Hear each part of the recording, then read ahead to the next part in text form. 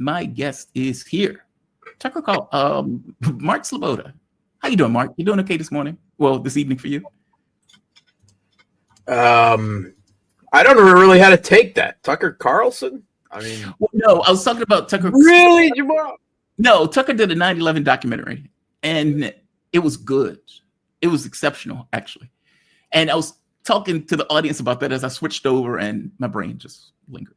No, Mark Sleboda, the one and only international relations security analyst, as I always call him, the best in the business. How you doing? And by the way, you can find Mark on Boosty, Boosty. You can look up Real Politic with Mark Sleboda or just Mark Sleboda. You doing okay today? You having a good one? I'm alive, Jamal. How are you? Thanks for having me. It's always an honor and a pleasure to be on the show. It's always an honor and a pleasure to have you, man. Like I said, best in the business. I don't say that flippantly. I don't say that for everybody. Actually, I think you're the only person I say that to. There's been a lot of stuff that has taken place over the last few days. We've had the Moldovan elections, which weren't elections at all, because elections require an actual election as opposed to this kind of biased, heavy-handed approach that Europe went to ensuring that their candidate won. You also had a major strike that took place on Ukraine that was, if I'm not mistaken, the largest missile drone strike of this war. Let's start there. What was the objective with all of the missiles? Obviously to degrade the enemy and everything else, but where were those missiles for the most part localized? Where were they trying to hit? What were they trying to take down? Okay, so all we know is really anecdotal statements from the Kiev regime side. There has been no official statement that I have seen yet about the number of drones and missiles that were involved, or perhaps the breakdown between the two of them. Okay. We do know that there was at least 60 missiles fired, right? That is what I have heard from the Russian side. And that is more than usual. What we have seen in the last 2 or 3 months is pretty regular strikes with upwards of 300, 400, 500 drones, right? Ground strike drones of various iterations with a certain number of decoys and reconnaissance amongst that.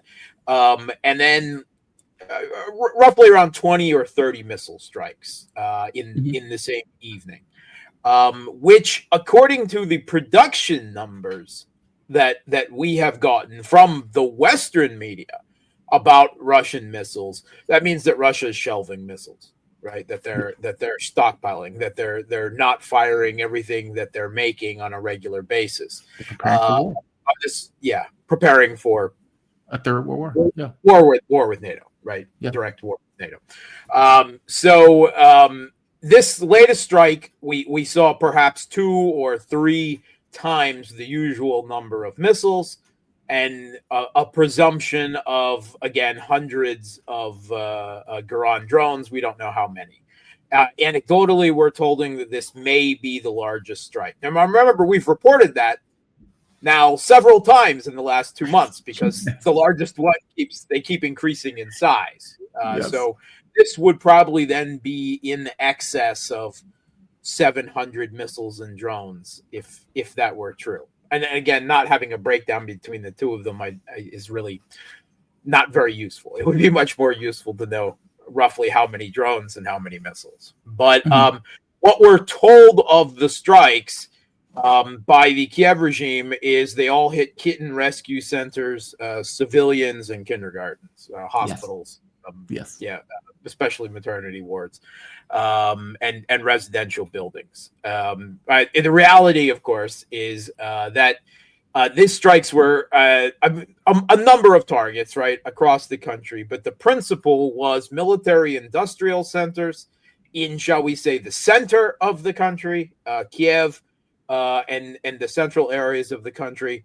And also one of the largest airfields in Ukraine got hit. Starokonstantinovka, again in the center of the country, got hit really hard.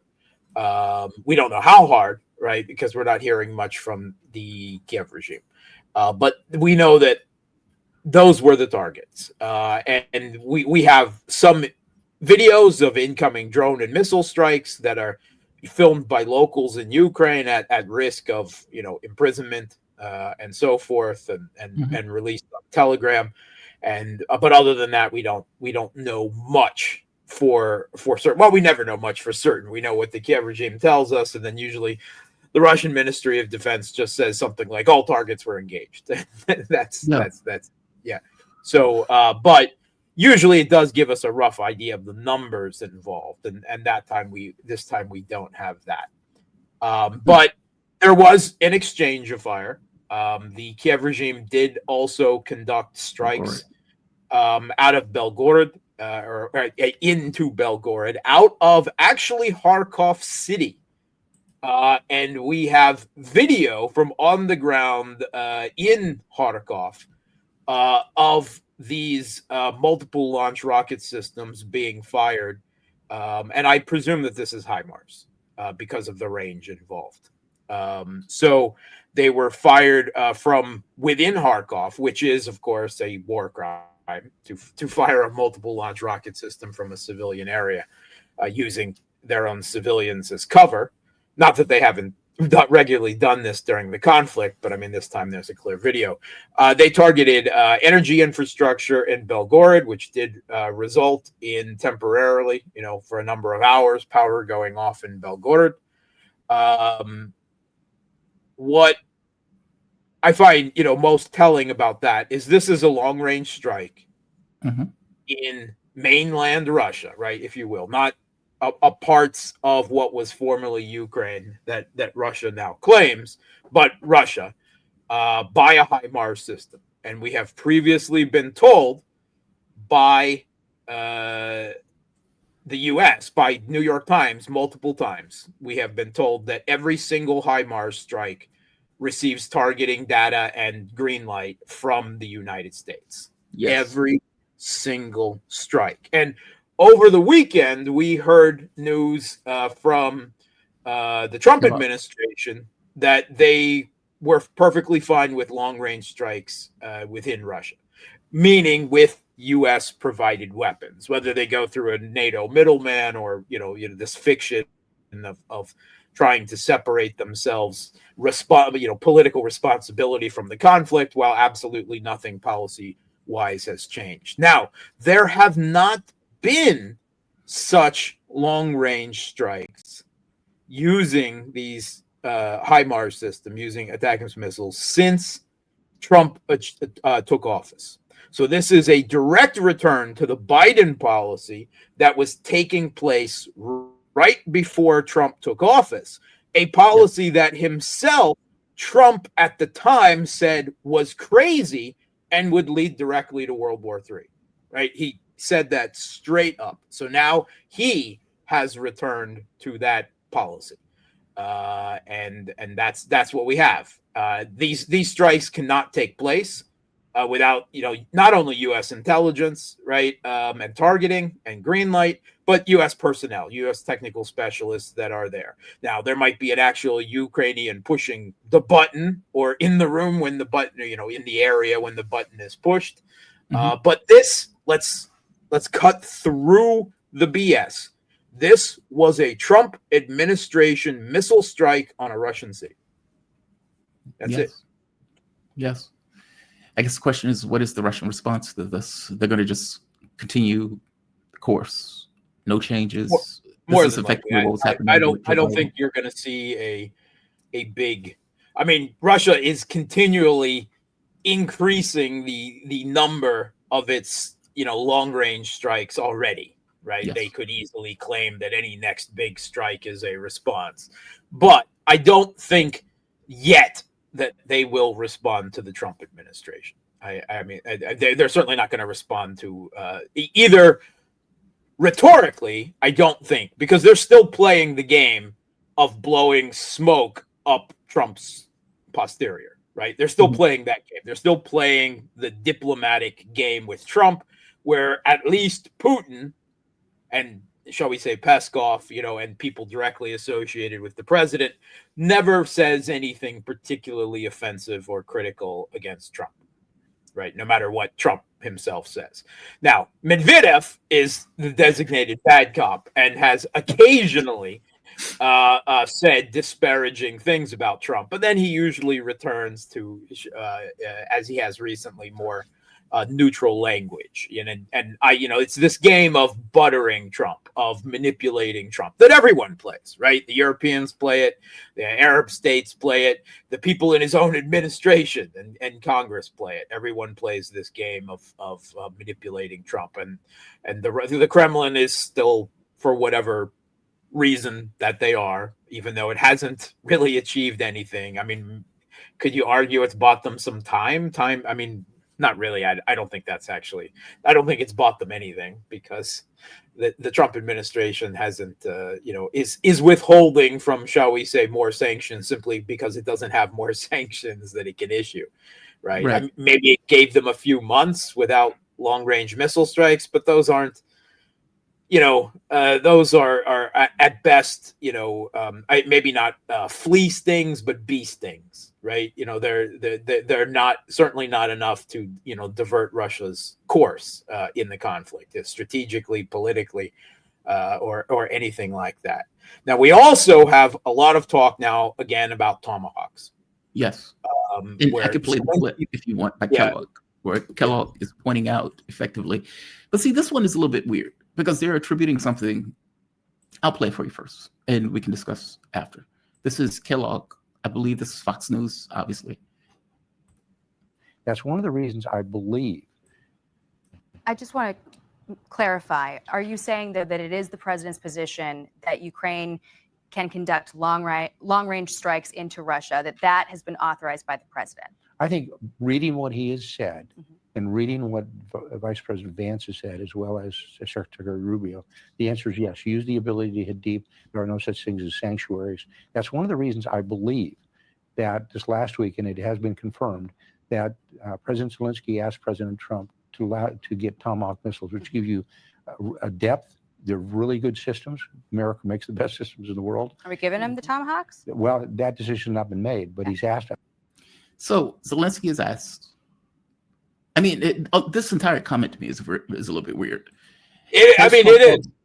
Does Kellogg not know what the Trump administration is he still trying to provide a degree of vagueness that Trump himself perpetuates, even though he knows they're doing the opposite? We don't know. But from what Trump and Vance have said, that's what he says. He didn't say that this is the policy, right? Even though he is supposedly Trump's personal envoy to, babysit the Kiev regime in Ukraine or whatever. Exactly. He does not say that there is a definitive policy, right? Policy change, even though obviously there is, because these strikes just took place. And he obviously is pushing himself hard on the issue of Tomahawks, right? Yes. The delivery of Tomahawks. He's obviously advocating and pushing for that within the Trump administration. Now, the Tomahawks are, they're an older cruise missile. They're already, pretty long in the tooth. They have, of course, received some upgrades over time.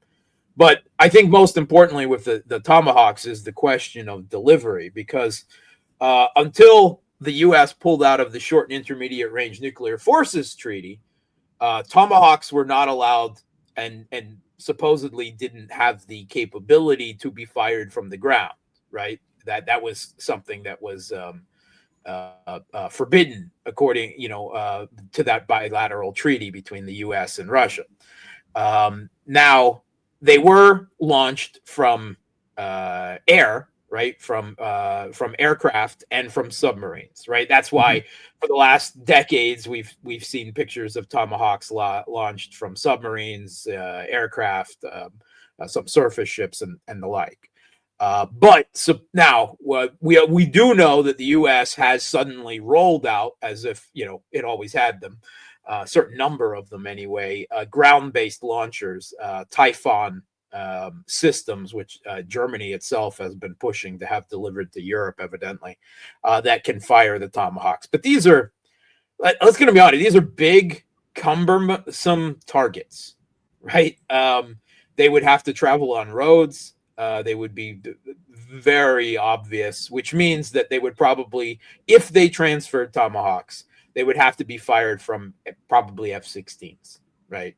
And that means the F-16s would have to come out of hiding in West Ukraine, where they've been occasionally just falling out of the sky, evidently, through bad piloting of these prickly old aircraft, I would say, due to lack of proper training.